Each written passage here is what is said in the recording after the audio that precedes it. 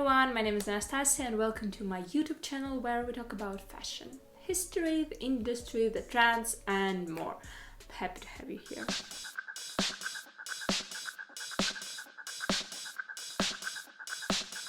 I have been thinking about starting this new series, so by the way, tell me in the comments below how do you feel about it, and that would be stories behind the iconic bags. I'm pretty sure you would like to hear from me some kind of introduction as to why, other than I just want it. Well, the first reason is a very special place and a very special role that accessories and especially bags play in the whole luxury fashion industry. I mean, they're bought as investment pieces. They are bought as status indicator pieces more than anything else. And the second reason is probably connected to my bachelor degree, because if you didn't know, I have a bachelor degree in advertising and public relationships. So storytelling as a tool of promoting goods has always been very interesting to me, especially if those stories are true, because, well, in my eyes, it makes them even more special. And since accessories are #1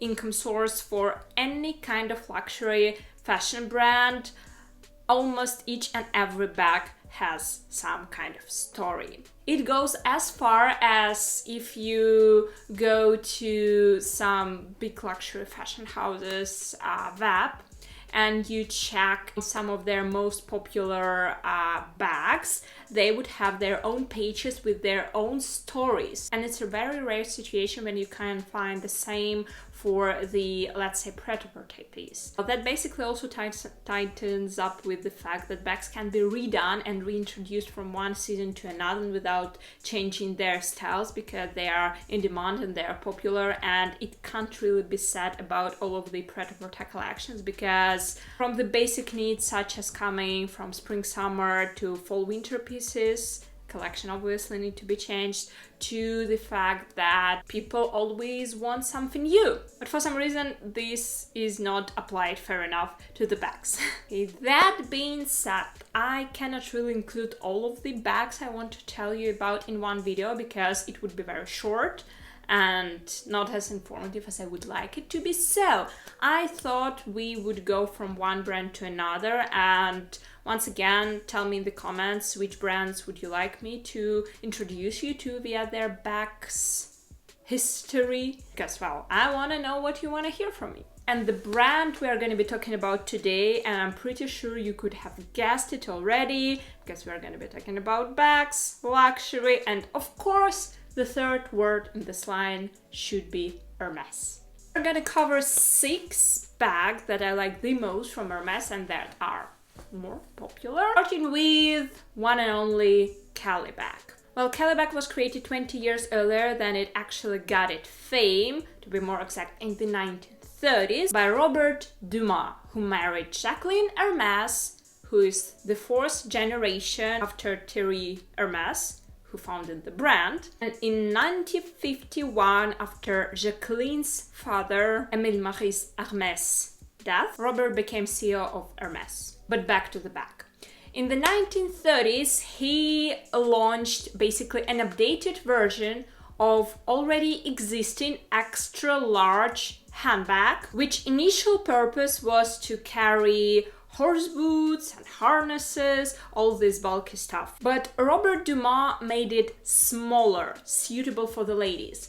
And 5 years later, in 1935, he added a strap to it. So by doing this, they basically extended their brand to the new market territory, and they became more appealing to the upper class women. 10 years after, in the 1950s, Grace Kelly, Hollywood star and a princess of Monaco, was photographed holding Kelly bag in front of her and covering her stomach to conceal the signs of early pregnancy. That was basically a shot for fame, and after that the bag was named Kelly. The next bag is Birkin. It's probably one of the most famous stories about the bag, so I'll be short. Well, in the 1981, actress Jane Birkin happened to fly in the seat next to chief executive of Hermes, Jean-Louis Dumont, well, son of Robert Dumont, who invented the Kelly bag. And there are many versions of this story, but basically what's important is that something led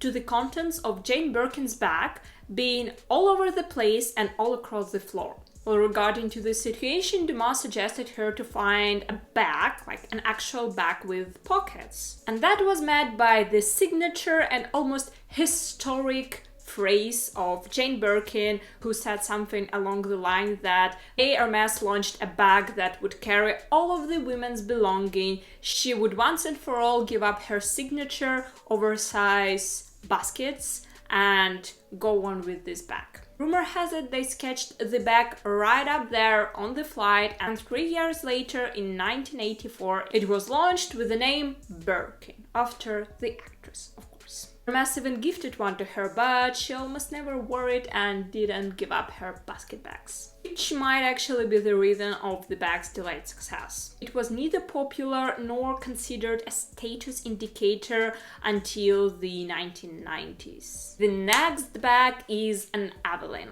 Well, Evelyn is a messenger bag. It was originally designed in 1978 and named after Evelyn Bertrand, the former head of Hermes riding department. And the bag was designed with the purpose to carry all the grooming equipment, like brush, comb, and other essentials that can be easily found in a stable. So basically it was a carry-all for groomer tools. Even this perforated edge was not there for the branding. I mean, it was there for the branding as well, but the original purpose was to let the brushes and sponges to dry on the go.